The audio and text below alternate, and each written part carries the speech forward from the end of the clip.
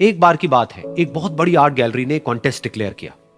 उसमें उन्होंने अनाउंस किया कि जो भी पेंटर पीस को डिपिक्ट करने वाली वर्ल्ड की सबसे अच्छी पेंटिंग बनाएगा उसको $10 मिलियन का इनाम मिलेगा। यह बात पूरी दुनिया में फैल गई और पूरी दुनिया से हजारों पेंटर्स ने अपनी अपनी पेंटिंग भेजी उस कॉन्टेस्ट में पार्टिसिपेट करने के लिए। उन हजारों पेंटिंग्स में से जो इस कॉन्टेस्ट के जजेस थे उन्होंने फाइनली 100 पेंटिंग्स को शॉर्टलिस्ट किया और उन 100 पेंटिंग्स की एक एग्जीबिशन लगाई। उस एग्जीबिशन में इन सारे पेंटर्स को तो इनवाइट किया ही किया, साथ ही साथ मीडिया वाले भी बैठे हुए थे और मीडिया वालों के साथ हजारों लोगों की भीड़ भी जमा थी। क्योंकि प्राइज अमाउंट इतना बड़ा था तो सबका इंटरेस्ट था ये जानने में कि कौन जीतेगा, कि वो पेंटिंग कैसी होगी और कौन वो पेंटर होगा जिसको इतना बड़ा अमाउंट मिलेगा। फाइनली वो दिन आ ही गया। वहां पर सारी ही पेंटिंग्स देखने लायक थी और एक से बढ़कर एक थी। उसमें से कुछ पेंटिंग्स थी जहां पर सबसे ज्यादा भीड़ थी। जैसे एक पेंटिंग थी जहां पर एक बिल्कुल साफ पानी की नदी बह रही थी, जिसके पीछे कुछ पहाड़ थे, उसके ऊपर बर्फ जमी हुई थी और पीछे से सनराइज हो रहा था। एक और पेंटिंग थी जहां पर पेंटर ने पीस को डिपिक्ट किया था फुल मून नाइट के थ्रू, यानी कि एक बिल्कुल पीसफुल लेक थी जिसका पानी बिल्कुल स्टिल था, इतना स्टिल कि उसके अंदर आप रिफ्लेक्शन देख सकते थे आसपास में जो भी कुछ था उसका, बिल्कुल एक मिरर की तरह। और बिल्कुल डार्क आसमान में कुछ तारे चमक रहे थे और एक चांद चमक रहा था। उसके अलावा एक पेंटिंग थी जिसमें बिल्कुल सफेद बादल थे, नीला आसमान था और बिल्कुल हरी हरी घास थी। यानी कि सारी ही पेंटिंग्स ऐसी जिसको देख करके ही मन शांत हो जाए। तो कॉन्टेस्ट बहुत ही टफ था क्योंकि सारी पेंटिंग्स एक से बढ़कर एक थी। तो जजेस के लिए शॉर्टलिस्ट करना कि कौन सी पेंटिंग बेस्ट है, that was very very difficult. लेकिन वो मोमेंट आ ही गया जब जजेस ने अपना माइंड मेकअप कर लिया और एक पेंटिंग को इन सारी पेंटिंग्स में से सिलेक्ट कर लिया और उस पेंटिंग को एक बड़े से कर्टेन के पीछे रख दिया। सामने वो सारे पेंटर्स बैठे हुए थे, मीडिया वाले थे और हजारों लोगों की भीड़ थी। सबकी क्यूरियोसिटी बढ़ती चली जा रही थी क्योंकि अमाउंट बहुत बड़ा था।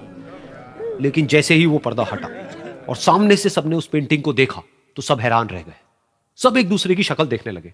किसी को कुछ समझ नहीं आ रहा था कि एक्चुअल में हो क्या रहा है, क्योंकि वो पेंटिंग जो वहां पर दिख रही थी वो दूर दूर तक शांति को डिपिक्ट नहीं कर रही थी। तो सबको लगा कि शायद उस आर्ट गैलरी से कोई गलती हुई है या जजेस से कोई गलती हुई है और किसी गलत पेंटिंग को वहां पे रख दिया है। तो कुछ पेंटर्स एक साथ गए, जाकर के उस आर्ट गैलरी के ओनर से मिले और जाकर के उससे पूछा कि क्या ये कोई गलती है, गलती से कहीं कोई गलत पेंटिंग तो आपने वहां पे नहीं रख दी है। तो आर्ट गैलरी वाला थोड़ा सा मुस्कुराया और बोला, नहीं, ये पेंटिंग बिल्कुल ठीक है। जजेस ने इसी पेंटिंग को सिलेक्ट किया है और यही पेंटिंग आज की विनर है। सारे पेंटर्स ये जवाब सुन करके गुस्से से भर गए और सबने मिल करके रिवोल्ट कर दिया। और ये देख करके सारे मीडिया वाले अपनी अपनी जगह से खड़े हुए और भागते हुए गए उस आर्ट गैलरी के ओनर के पास में और अपने अपने माइक्स उनके मुंह के आगे कर दिए। तो अगेन वो आर्ट गैलरी का जो ओनर था वो हल्का सा मुस्कुराया और उसने कहा कि मुझे कुछ बोलने से पहले एक बार इस पेंटिंग को आप लोग ध्यान से देखिए, थोड़ा पास से देखिए, शायद आपको कुछ ऐसा नजर आए जो दूर से नजर नहीं आ रहा है। क्योंकि आप सबने एक चीज तो देख ली कि इस पेंटिंग में आंधी है, तूफान है, चारों तरफ सब कुछ तहस नहस हो रहा है, आसमान में बिजली कड़क रही है, काले बादल है, ये सब तो आपने देख लिया।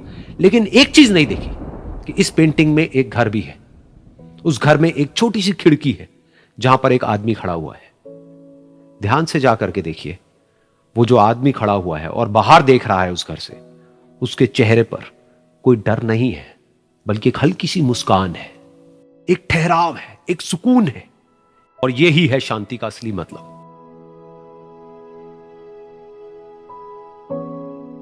यानी कि शांति का मतलब यह नहीं है कि हमारे बाहर सब कुछ शांत है और फिर हम शांत हैं, क्योंकि वो टेम्पररी है। असली शांति का मतलब यह है कि हमारे बाहर चाहे जो कुछ भी हो रहा हो, हम अंदर से पूरी तरह से शांत हैं, हमारा मन शांत है। क्योंकि जिसका मन शांत नहीं है उसको चाहे आप कितनी भी सुंदर से सुंदर जगह पर ले जाकर के बिठा दो, वो वहां पर भी जाकर के दुखी ही रहेगा। लेकिन दूसरी तरफ से जिसका मन शांत है, उसके बाहर चाहे कुछ भी हो रहा हो, चाहे मौसम कैसा भी हो, चाहे उसके आसपास में सब कुछ तहस नहस हो रहा हो, तूफान हो, लेकिन वो अंदर से बिल्कुल शांत रहेगा। और यही है शांति का असली मतलब।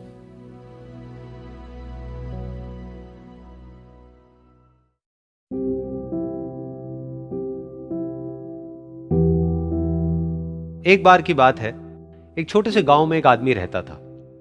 उसके घर के पास में एक पहाड़ था जहां पर वो रोज सुबह जाता, उस पहाड़ पर थोड़ी देर के लिए वो बैठता, फिर वापस आ जाता। तो रोज की तरह वो सुबह सुबह जा रहा था। पीछे से उसका छोटा सा बेटा आया, उसने आकर के उसका हाथ पकड़ लिया और कहा कि आज मैं भी आपके साथ चलूंगा।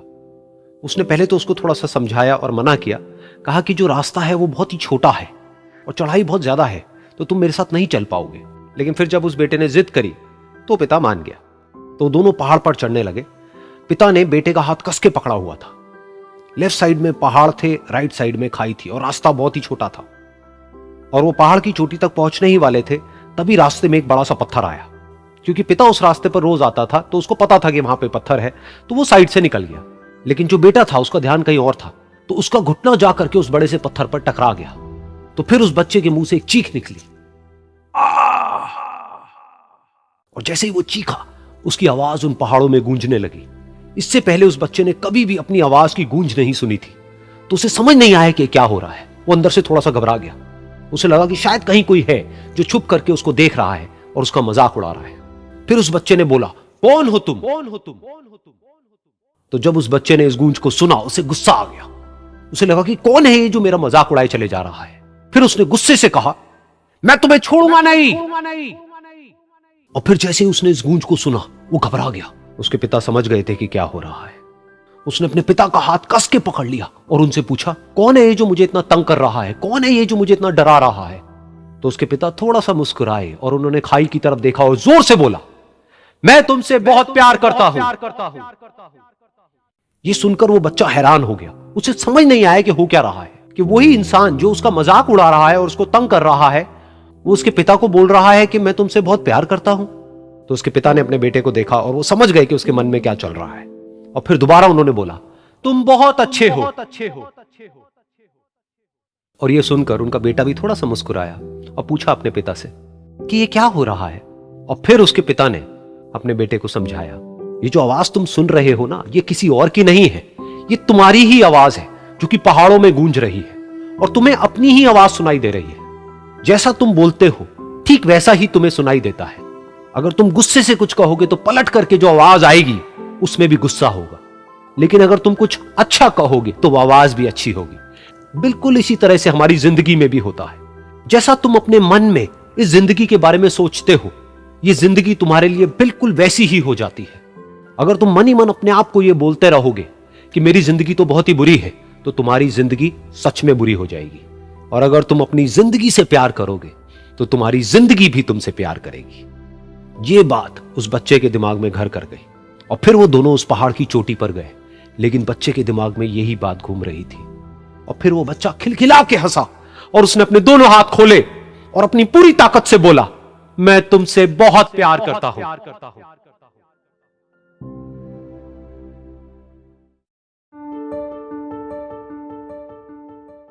एक बार